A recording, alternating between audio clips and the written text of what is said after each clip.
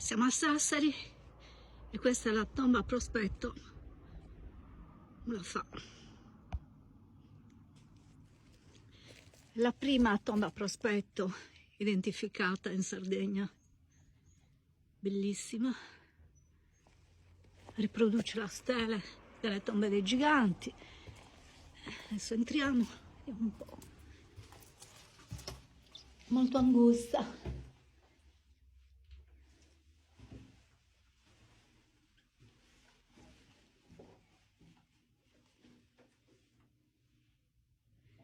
C'è un piccolo vano,